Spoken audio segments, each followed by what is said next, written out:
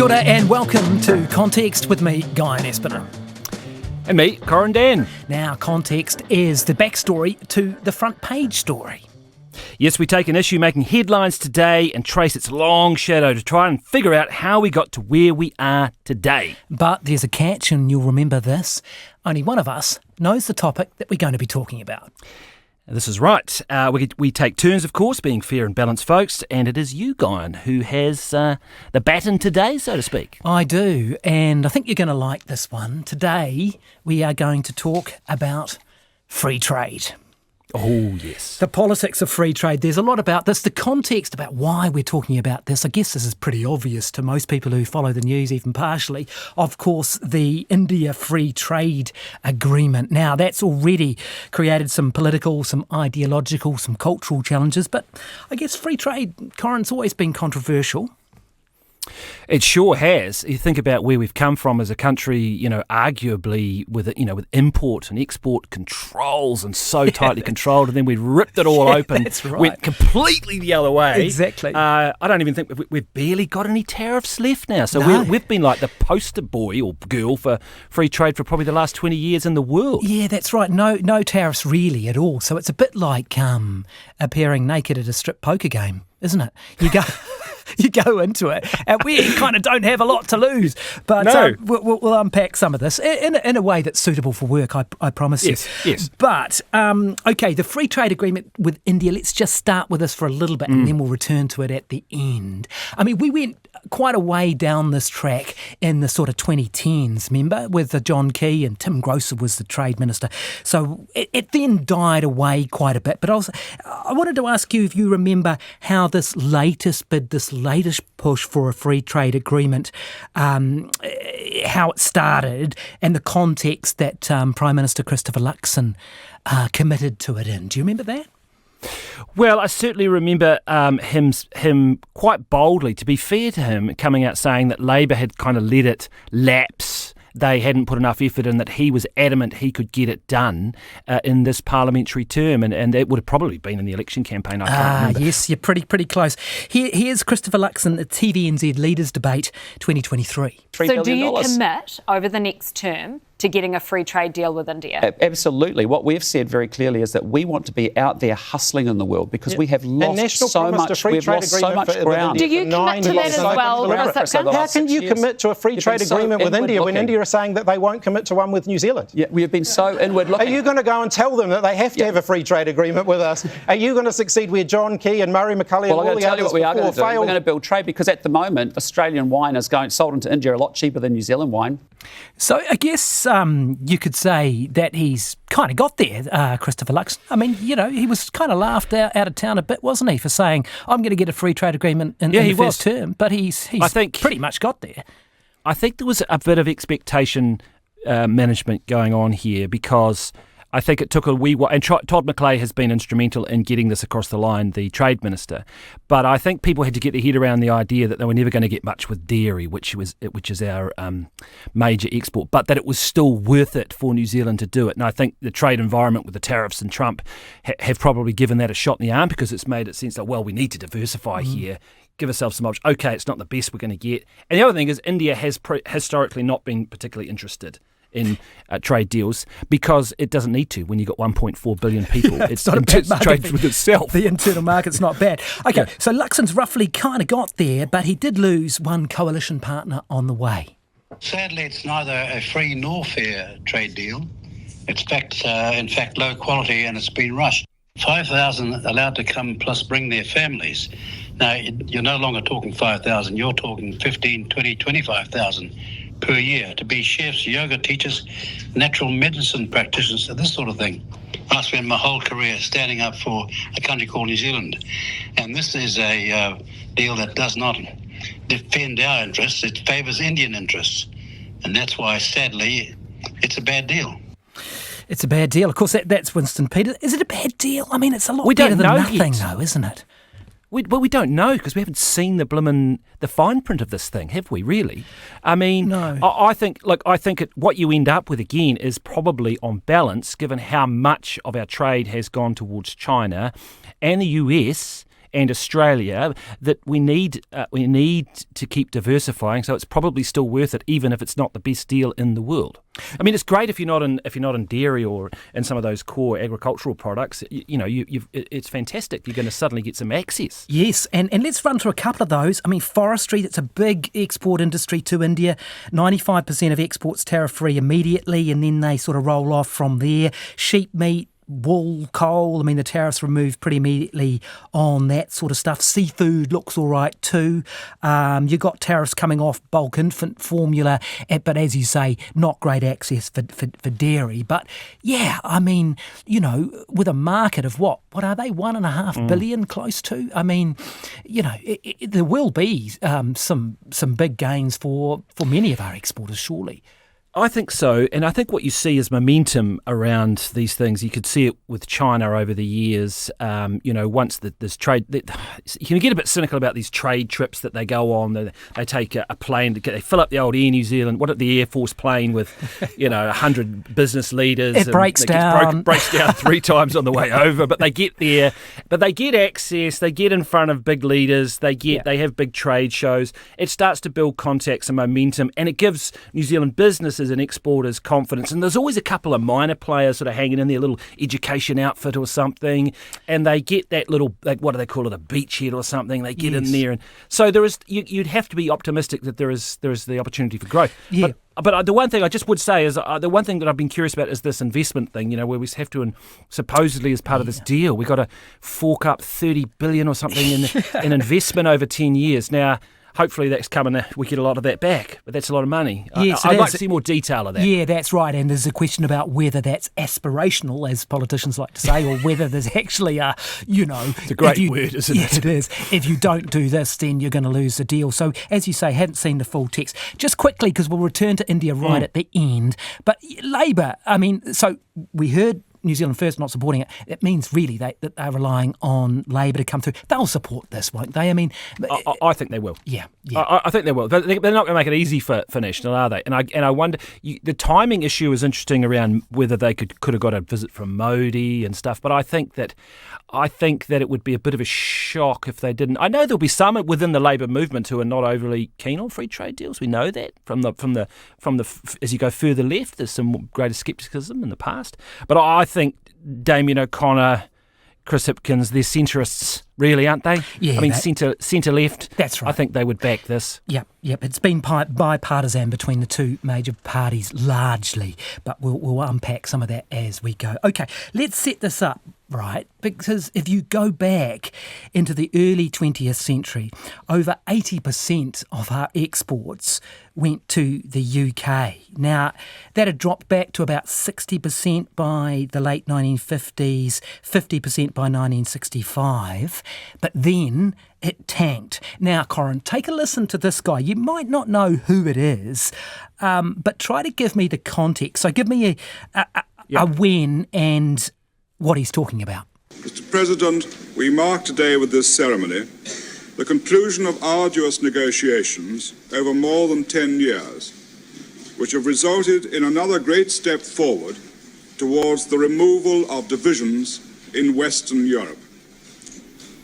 This uniting of friendly states within the framework of a single community has been brought about by the sustained and dedicated work of many people. I probably can't name the person, but I'm going to guess it's the European Commission, or the European Commission. It was probably called then to become the European Union eventually. And that would have been 74 or something like that. Would be my pretty guess. Close, 73. Yeah, pretty close. Yeah, 1973. Yep. That's actually Edward Heath, who was the British Prime Minister. That name rings a bell, yeah. Yeah, I knew the name. I wouldn't have picked his voice. Great enunciation, though, I would say.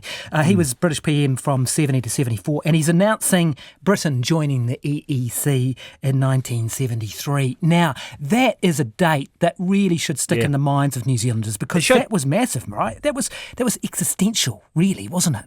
I think it was. I think absolutely. And the more I've been, over the course of the last season of Context, looking at this issue, that just rings out as a, as a country that was just had hitched its wagon 100% with sending sheep and wool and butter and dairy to England. Do you know what they used to call us? And feeding it after the war. Do you know what they used to call us? So Harold Macmillan, he was the British Prime Minister who started these negotiations for Britain.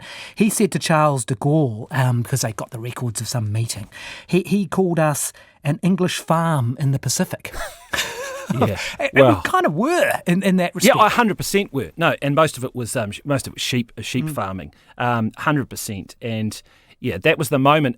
And there will be people who would argue that's the moment where we had to become an independent country and stand on our own 2 feet. Well, that's right. You could make that argument. That's right, and that's when the hustling begins, and we'll talk about this. But just a quick question before we do that. So 80% of our exports to Britain in 1930, nearly 100 years on today, what do you reckon our exports to Britain are now, roughly, as a percentage of our exports? Oh, there'll still be a bit. I would say about 10%. No, they reckon 2 to 3%. Jeez, is it that low? It's amazing. Isn't that interesting? Well, we got these weird quotas. That's the other thing as well, which they had to split between the EU and Britain. And then, of course, with Brexit, that completely balls all that up. I wouldn't even know what it is now. But it's interesting hearing those numbers when you say 50%. That it got down to because in the mid-60s, we were panicking about China for a while then, and it was getting up to 25%. I remember the Reserve Bank, Alan Bollard or someone like that saying, too many eggs in one basket at that point. So we've come a long way in terms of trying to diversify. Oh, we are. And let's get into what we had to do, because we had to hustle big time to do that. And I guess... you'll obviously know this next voice, and I'm sure you'll get the context. But let's have a listen to the man who was at the top at the time, talking about what is really the first big free trade agreement for New Zealand of the modern era.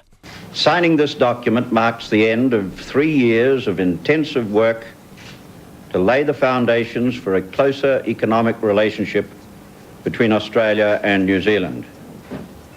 It also signals the beginning of the next and more important phase, making the agreement work in a practical sense. So that's Rob Muldoon, obviously, signing up to CER with Australia. Do you know what year it came into force? Oh, I'm guessing early 80s. Yeah, something like that. 1983. And when you look back at it, wow, it's still a gold standard agreement. Obviously, it's been updated many times. You go to the DFAT site, the Department of Foreign Affairs and Trade in Australia, and they call it today that the CER agreement is one of the most comprehensive bilateral free trade agreements in existence. So you don't think that one could just be belted out over social media, put it on through social? I mean, this is the thing. The deals that Trump announces these days, they aren't quite like the deals that New Zealand thrashes out over 10 years or something. No, that's a very good point, actually. And we will obviously touch on Trump throughout this because of the tariffs. But that is very true, isn't it? I mean, we don't really know, but they seem to be able to... He's been knocking out deals in months, it seems, whereas New Zealand has round after round after round of talks and officials. And I'd have to say I back that. I mean, these are serious people doing serious things, I mean, it's not just saying, oh, your tariff's at 35, but I hate you now, it's 45 or something. I mean, which... you think of a trade deal that has to have environmental considerations, it has to have labour considerations in terms of workers. We can't, it has to have considerations for the Treaty of Waitangi. Absolutely. They're complicated. They are. And the New Zealand-Australia one even harmonises trans-Tasman food standards and all sorts of other things. And really, for a New Zealand one, it includes agriculture. Because no one usually wants to play ball with us on agriculture, do they? They're like, we'll do a free trade agreement. Though, with the Aussies, haven't we? Was it apples we used to fight with them over? Yeah, that's right. This is called, and I didn't think we'd get into this is called non-technical barriers to trade, isn't it? Where you go, I've got a phytosanitary problem with your apples or something, or they've got some apple blight or something, and I'm not going to take your apples. Yeah, didn't we take them to WTO over there? I think we did. May have taken Canada to WTO a few times. They go on. Again, those things go on for years, decades. Yeah. So, I mean, you tell me, you're donkey deep in this stuff. Why don't countries want agriculture on the table when it comes to New Zealand? Why do they want to say, carve that out? Well, I mean, if you think about it, New Zealand ripped up all its subsidies, forced its farmers effectively to produce more efficiently, and it was brutal and difficult. We've got a lot of natural advantages. Obviously, we've got some really great land, and we've got good farmers, and we've been doing it well for a long, long time. But they were forced effectively by those economic reforms of the 80s. Yes, we scrapped the SMPs, didn't we? And you think of the subsidies they get? Yeah. You get in Europe. I mean, the tractors driving down the streets of Europe, if anyone touches the common agricultural policy over there. We don't have that. So we were able to, presumably, we got efficient, we got more productive. Yeah. There might be issues around the environment and all that sort of stuff, but we did. So effectively, they don't want to deal with us on agriculture because we're too good. I hate to blow around trumpet. I think that there's some truth in that. I think that we were able to produce, we can feed 40 million people. New Zealand is a little country of 5 million, is able to export food to 40 million people. We not that many countries export food. That's the other important point, because if you've got dairy, and you've got a big market like America, or you've got a big market like it's your local supply. They don't need to export it so much. And so that's the other reason that they might be more, like smaller players, smaller French farmers or whatever. They're just looking at. We're doing it on a more industrial scale, I guess, in some ways, and we're exporting it. And not that many countries are as big at exporting agricultural goods as us. All right. One little interesting subplot before we move on from CER, because I love this little story. The Labour MP at the time, Mike Moore, he was sent away when CER was being sort of negotiated or floated. Labour was going to try to oppose it and make Muldoon look bad. So they sent Mike Moore away to research the CER thing, right? And he swatted up and he read about it, and he came away convinced, this free trade thing is actually great. He came up came out with the idea that, hey, I can see the merits of free trade. And he told me the story once. When we changed our policy to support closer economic relations with Australia, that was the key. And that meant a lot of our policies changed. And party conference didn't like it, but it was right. I was interested to read that you started to dig into CER as a way to try and take on Muldoon, and then found that actually it wasn't a bad deal. Is that the way you read it? That's right. It was a good deal. And Muldoon was very reluctant. Then we got in and advanced it. Yeah, so he became a real free trade champion, Mike Moore, didn't he? He wrote the book Saving Globalisation, which I think I've still got on the bookshelf. And was the boss, wasn't he? I was going to ask you that. What was the position he took? He shared the head of the WTO for a couple of years there, right at a very, very volatile time too, when there was a real pushback. If you think of sort of the no logo sort of Naomi Klein sort of era when they really pushed back. Yeah, exactly. And he was right in the trenches. He really was. WTO Director General 1999 to 2002. You're right. Okay, let's go to the 1990s, right? Because this is crucial and key. You've had Thatcherism, you've had Reagan at home here, you've had Rogernomics, so everyone's into neoliberalism. You've had the whole Washington School and all that. The economic orthodoxy becomes free trade. Now, you're the business guy. Explain to us, because this is the theory right at the core of this, the theory of comparative advantage. How does that kind of work? Well, I mean, New Zealand, again, New Zealand wasn't able to just subsidise industries that weren't providing for themselves, weren't making a profit. And so then it's forced into areas where it is competitive and can actually produce things for some profit and export them. Obviously there were issues around, and you can see why large chunks of the left fought this, because there were, you think of the clothing, textile industry in New Zealand was one which got decimated, and that was a big employer. So there was a job element to this as well, where there was an argument that this was going to, it cut good jobs, but the benefits was always argued that, but we'll get benefits because we'll specialise in these areas of, agriculture or whatever that we're good at.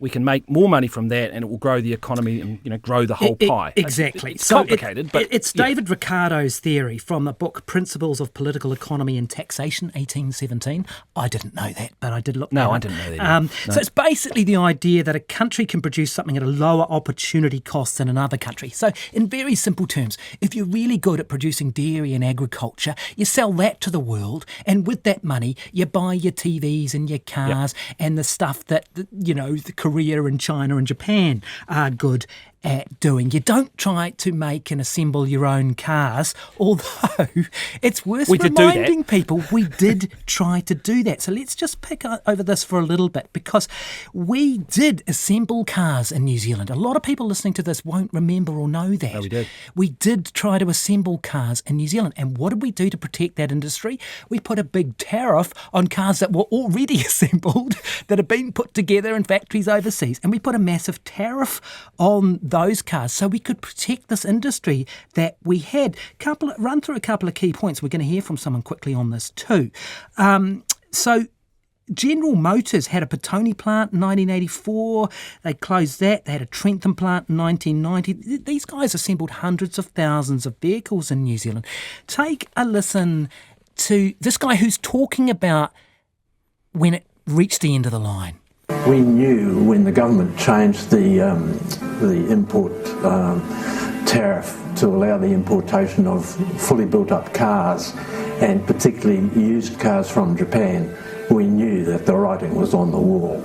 So that's a guy called Rob Elliott. He was CEO and director of Motor Holdings. He's talking about the end of the line in 1987 when the car assembly industry came to a close because they lifted those tariffs off. But it's a good example for people, isn't it? And you can see both sides of the argument here. Like in terms of economic efficiency, it's almost laughable that New Zealand would assemble its own cars and pay more for those rather than importing cars at lower prices.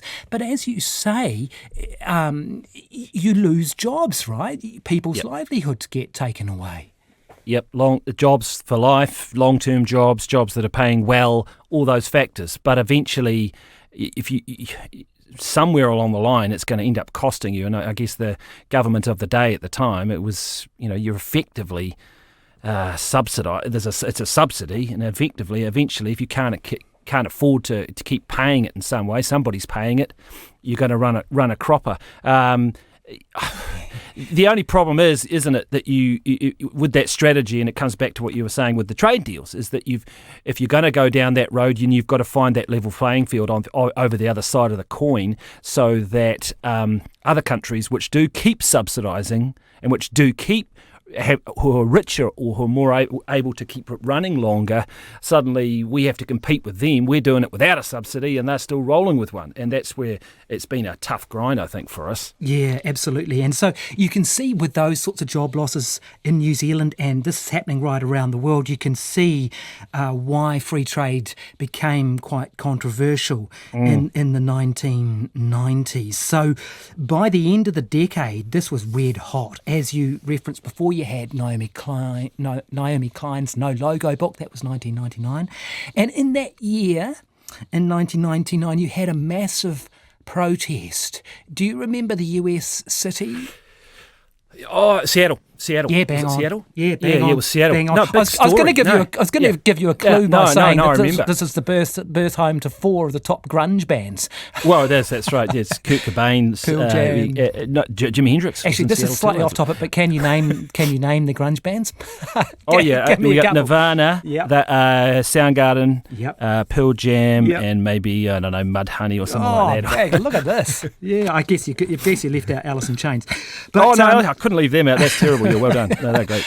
But take a listen to this. This is the Battle of Seattle, 1999, protesting against the WTO. The whole world is watching. The whole world is watching. The whole world is watching. The whole world is watching. The whole world is watching. 5 days, 60,000 people. Tear gas, rubber bullets, broken windows, police brutality, and millions of dollars in property damages. This is the Battle of Seattle, a week-long series of largely non-violent protests against the Ministerial Conference of the World Trade Organization. It's kind of interesting, isn't it? I mean, you're protesting in some ways against the referee in the World Trade Organization, but I guess more broadly, that's how hot it got, right?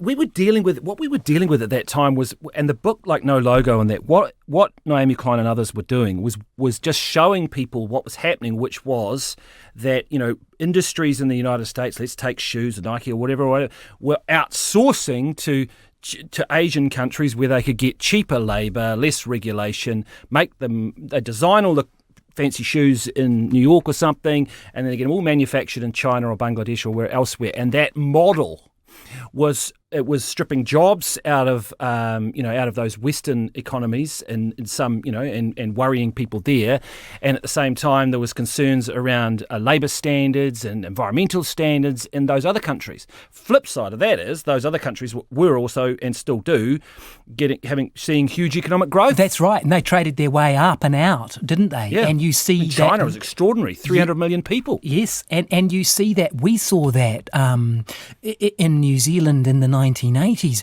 People used to, and I don't want to be offensive to anyone, but people used to use the phrase "Jap crap." Do you remember that in the 90s? Because it was seen as a lower cost, lower labour, and then these countries go piling up because they are trading off this. The other part of the deal for consumers, and perhaps it's won out, is that these goods become a lot cheaper, right? So you can get your Nikes. Yeah. I don't remember about you, but I remember getting your Doc Martens in the mid-1980s, and they cost about $400, which is probably about $1,000 now. I mean, you might be able to... I had a version called Johnny Rebels or something that were like Mr. Henry's. I couldn't afford the Docs. They were too much. I did the cheap versions. The soles wore out. There's no question things got cheaper, and again, that's one of the arguments for why you saw economies around the world doing relatively. There was that perhaps things calmed down a little bit because there was a deflationary impact from China being the manufacturer of the world at a cheaper price. All of a sudden, all these goods are flooding Walmart and everywhere else in the US and New Zealand. Remember the parallel importing at the warehouse? Absolutely. All of a sudden, all this stuff was just flying in. You weren't allowed. I wasn't going to get into parallel importing, but I do like a good rabbit hole when it pops up. I remember it was deeply controversial. It was John Luxton, I think, he was the cabinet minister, and others in the Shipley government in the late 1990s who wanted parallel importing. Parallel importing was illegal in New Zealand at that point. The US didn't want it and didn't want us to do it. We bashed ahead with it, and it took down prices massively. You wouldn't have places like the Chemist Warehouse in New Zealand, would you, without that sort of stuff? No way. But let's stick with the narrative on 1999. It is an interesting year because New Zealand hosted a big conference in that year too, a big free trade conference essentially. Can you guess which that was? Was it APEC? Absolutely, yeah. Yeah, APEC. I do remember that. Yep. Yeah. You would have covered a few APECs in your time. Have you got a favourite destination?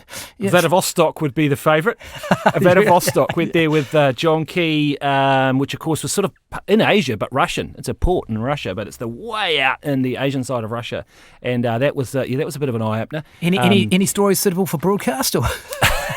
Well, Duncan Garner and I, we decided, as always seems to be the way, doesn't it, with Duncan or Paddy or yourself, one of the other pole lead, you're sort of egging each other on. Yeah. We decided we'd leave the perimeter because it was all a big fenced-in perimeter of these apex, this huge security, and we had to go through security and out a bus, and we went because we wanted to see what life was like in Vladivostok, and it's a famous port, and we got to the train station.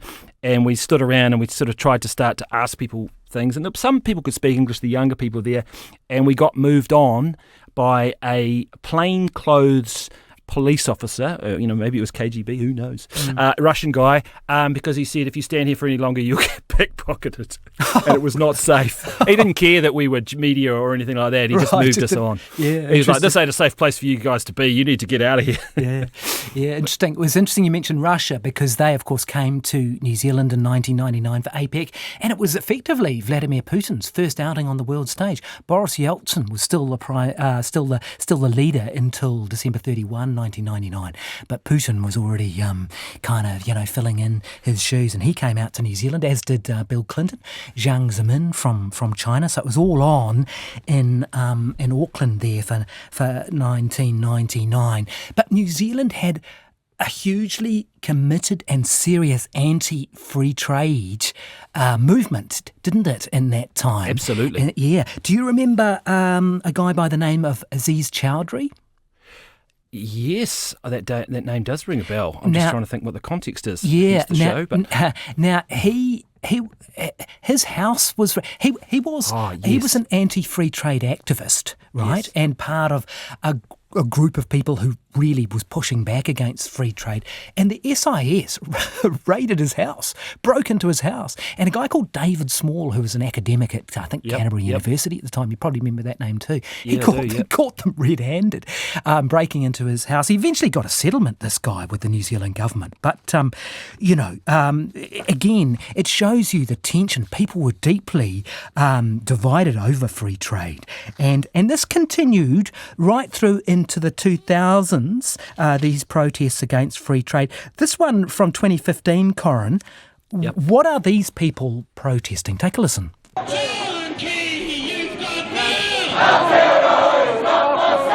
I oppose the fact of the secrecy. We're supposed to be a democracy. I believe that we're the ones who can make the decisions about our own land the best. The loss of control over protecting our environment. If it's not for sale, can't sell it. We've lost so much. To lose what we have today is horrific, not just for us as Māori, but for us as Kiwis. Yeah, so what are they upset about? They're protesting it's now called the CPTPP. It was called the TPP, the Trans-Pacific Partnership, which was New Zealand started a block of little countries. I think it was Singapore, Brunei, a couple of others, and great. everyone You already answered a few of these questions. It's now a predominant trade block. You've blown my pop quiz out of the water. I was going to ask you that who started this P4, and you got all of those, didn't you? I don't know if I can name them all. Yeah, I think you did. Brunei, Chile, New Zealand. Oh, and Chile, Singapore. that's the other one, Yeah, that's absolutely right. Then who joined in 2008? That is a good question. Who joined in 2008? Well, I think the big behemoth. Oh, was it China joined? No, not America did. Oh, America joined, but they're out now, though. Well, exactly. Well, let's take a listen to this, because who got in the way? Well, I suppose Trump got on the way with That's that one. right. Let's take a listen. Yeah. On his first official workday, U.S. President Donald Trump signed an executive order to formally pull the United States out of the Trans-Pacific Partnership. We're going to stop the ridiculous trade deals that are taking everybody out of our country and taking companies out of our country, and it's going to be reversed. So we're going full circle here, aren't we? It's like, isn't it amazing? I mean, America was the gung-ho globalist under Clinton and Bush. It was just all guns blazing. And Obama, and I'd forgotten that they were in it and then back out of it again. Barack Obama, I mean, Key was beside himself because New Zealand's primary foreign policy goal for decades had been a free trade agreement with America, and it had hustled and it tried to get over the nuclear discontent and all that sort of stuff, and it promoted free trade and it started this little P4 thing that grew into the TPP, and America got on board, and I thought, oh, fantastic, and then the orange guy gets into the White House and just blows it out of the water. Yeah.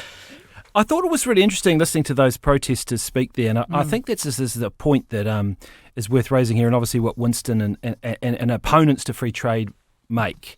Sovereignty, this idea that you are giving up your sovereignty by signing free trade agreements. And you heard that in those clips, and it is an interesting idea. I personally don't see how you can not give up some sovereignty if you want to be part of the world. I mean, the UN, there's hundreds of treaties we sign up to, and we give some level of agreement that we will commit to certain rules. I mean, that's a giving up of some sovereignty, isn't it? But I guess with a free trade agreement like that, and you think of the likes of a Jane Kelsey, who has campaigned hard against free trade for many, many years as a preeminent expert in this area globally, they will make strong cases around that, that the risks of your exposing your economy to too much foreign investment, or there's not enough rules around. You lose your ability to control your own economy, I suppose, is what the fear is. You really do, and it's really interesting you touch on this, because this is the crux of it, isn't it? Of this whole conversation. Globalist now is an insult. We'll use by Winston Peters as an insult, and the name's on the tin, isn't it? New Zealand first, so you get that, and you see that to some degree with Trump too. But yeah, it is a bit of a deal with the devil to some degree, free trade, isn't it? Because would you want to go back to, pre-84 New Zealand? I mean, this is the thing, isn't it? Like, our expectations too as consumers now to wear Nike, to use Instagram, to be global citizens, to have all of these things. It is pitched against, some sovereignty, some economic nationalism.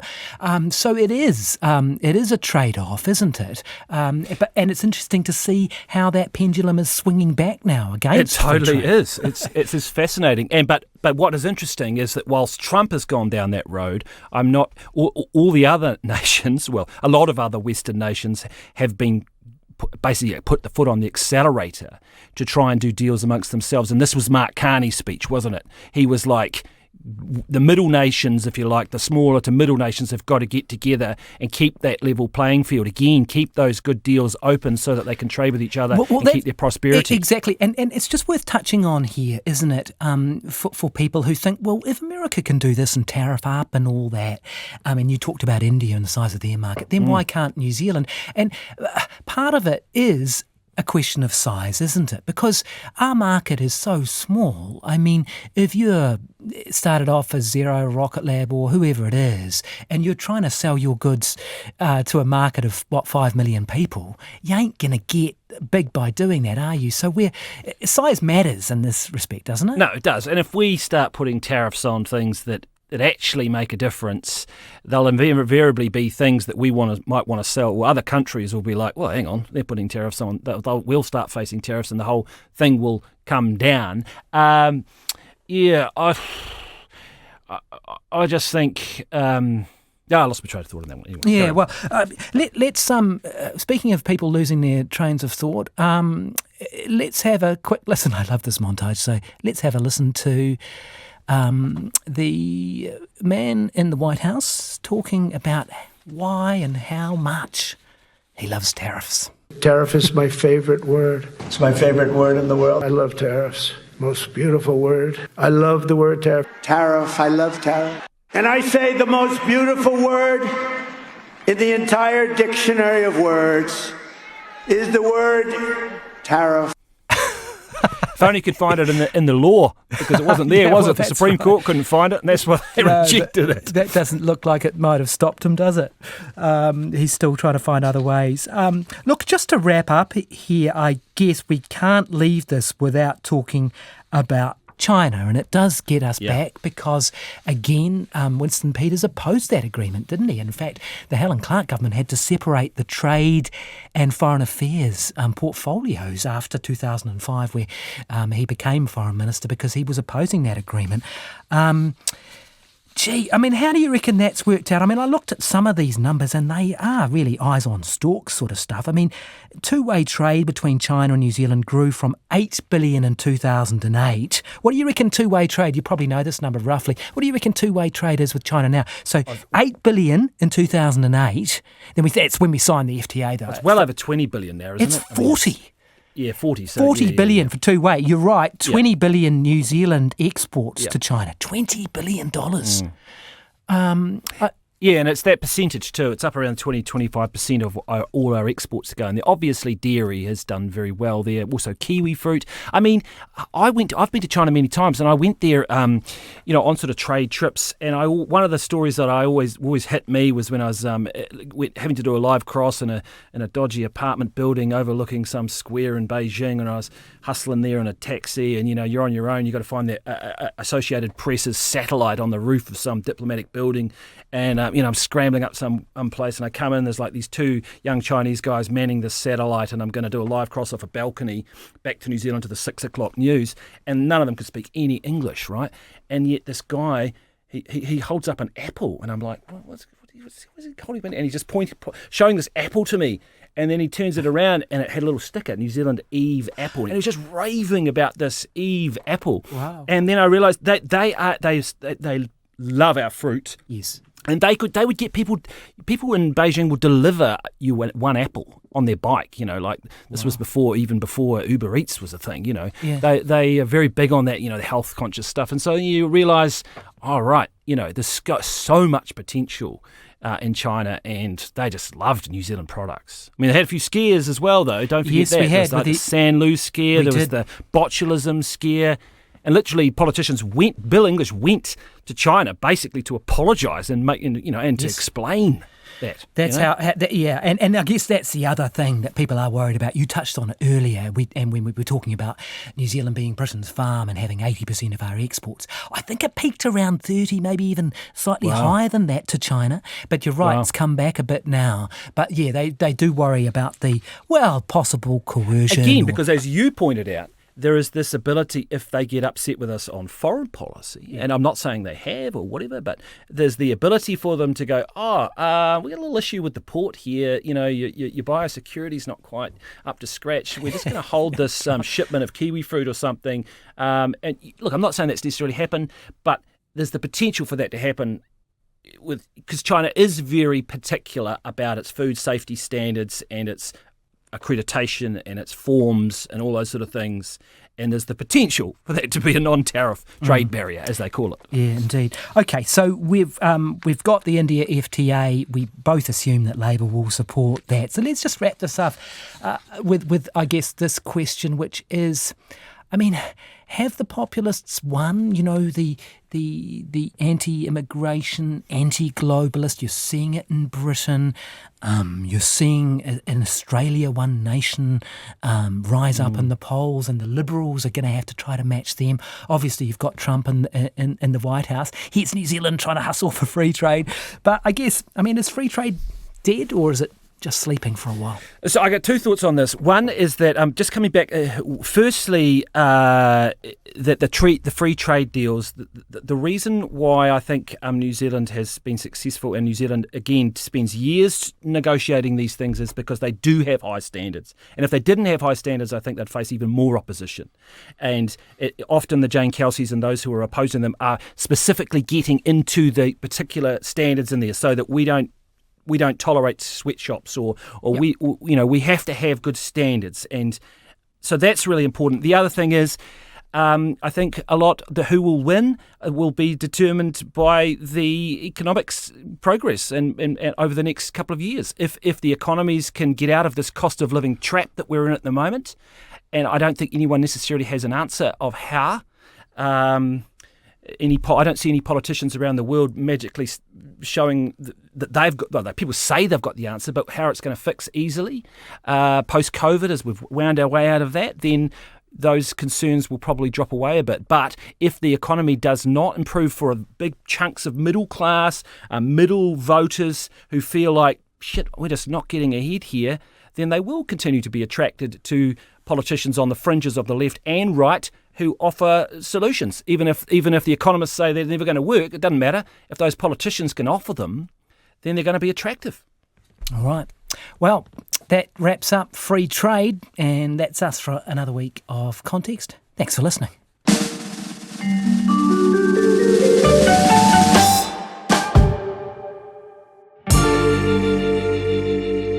Really good. Enjoyed it. Really good. good. It's good fun. Really good. So we got 6 in this season, so yeah, that's quite good. But they rumble nice by. I really enjoy them, so it's great. Yeah.